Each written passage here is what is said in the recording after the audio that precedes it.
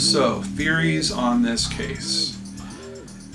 Looking at it and looking at the original note that she left, I have some concerns. The intent of this letter seems very odd to me and definitely struggles to fit in with the narrative that Mike Turney has laid out. He says he picks her up in the middle of the day, they have lunch, they have an argument, he leaves, and supposedly he leaves somewhere around noon. Well, Sarah is off at Waterworld, and the normal time for her school to end is about 3 o'clock. So we're now starting to have this gap. Now, admittedly, Michael said that he was going shopping at that point. If this is the period of time when this letter is written, why does it not reference that argument? It doesn't talk about that afternoon argument at all.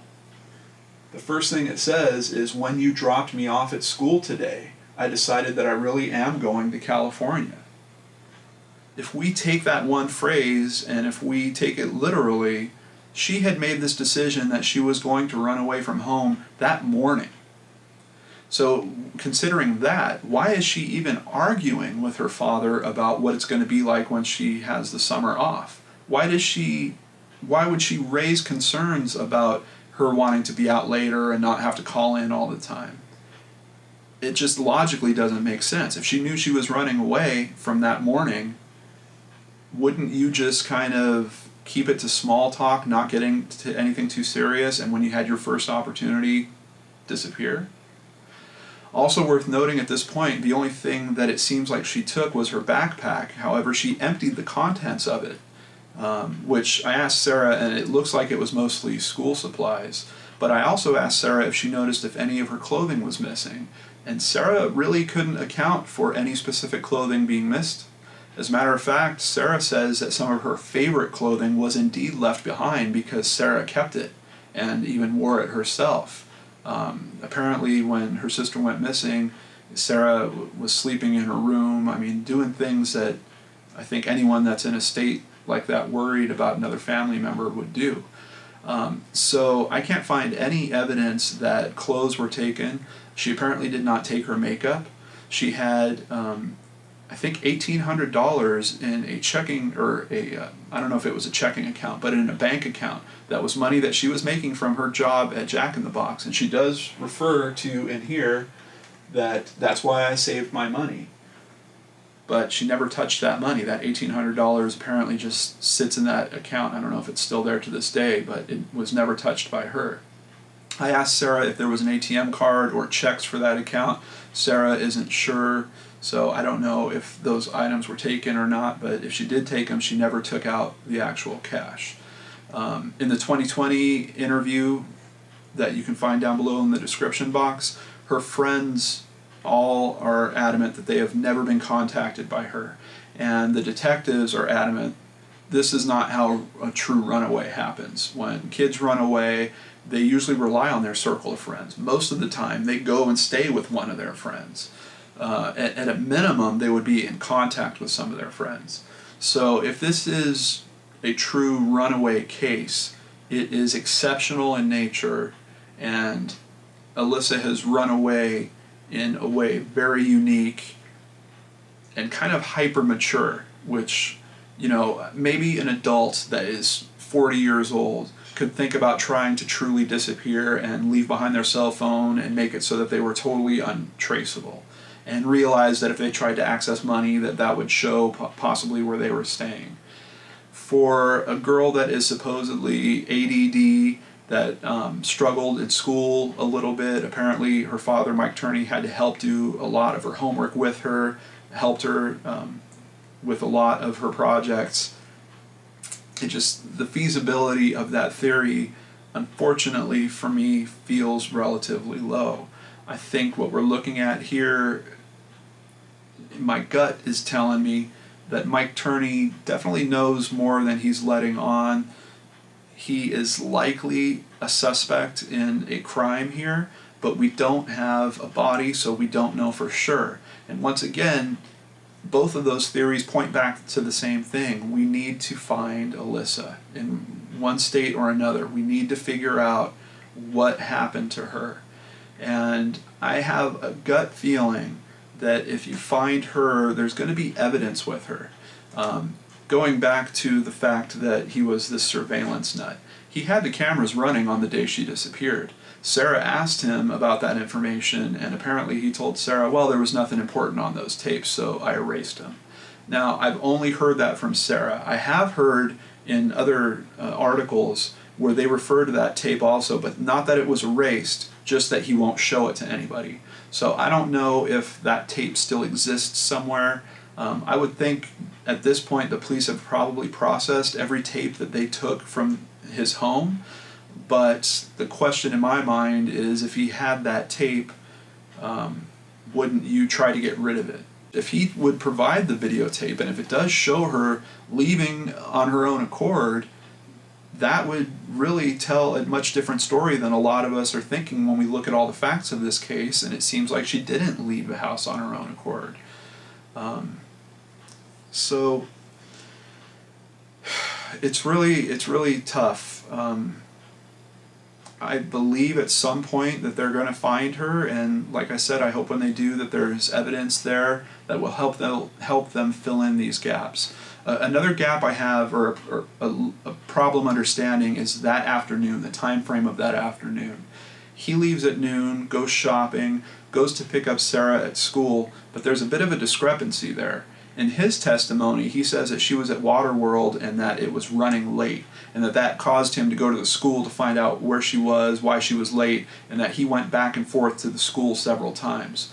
Now, I don't think at any point he ever went home, because according to both his and Sarah's testimony, he was trying to call Alissa's phone the whole time and saying she wasn't answering. If he had gone home, he would have noticed that she wasn't there.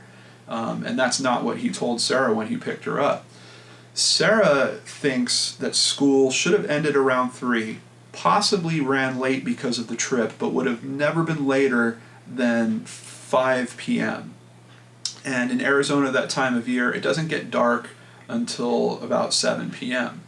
Michael insists it was dark when he picked up Sarah, and he kept going to the school to pick up Sarah, but according to Sarah's story, she got back to the school, he wasn't there, she wound up walking to a friend's house, staying with her friend for a little bit, and then he came and picked her up from the friend's house, which he doesn't even mention at all in his interview.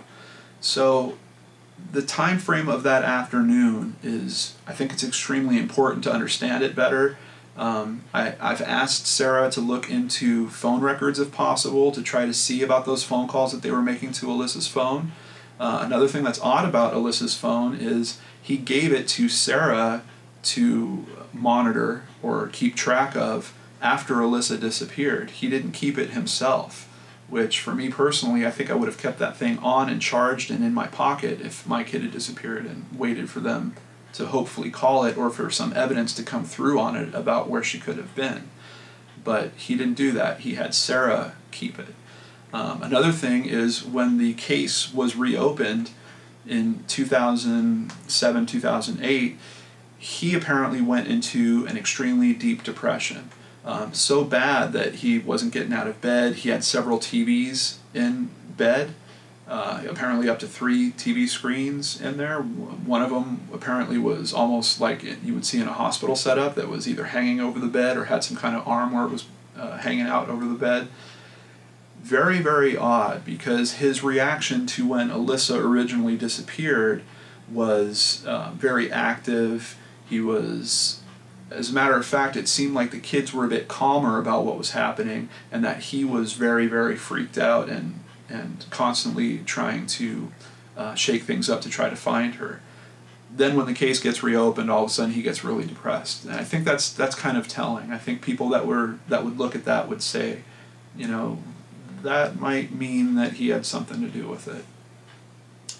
I don't know. My head is really in a twist on this one. But I think it's time for you guys to help me untwist it, and that's what this show is all about. I've laid out what I think is probably the most important information.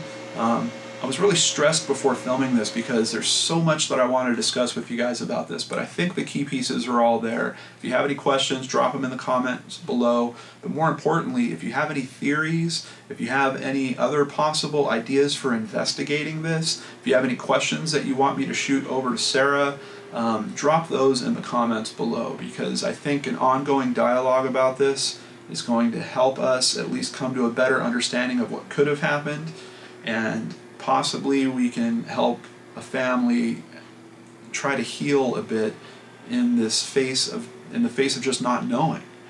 It's really got to be horrible. I mean, you're talking for half of Sarah's life, her sister has been missing, and this was more than just a sister. This is someone that almost became kind of a surrogate parent as their mother died, and it's got to be very hurtful to this family. And I think anything we can do to help them believe, to help them cope, to help them understand better is going to be really, really useful.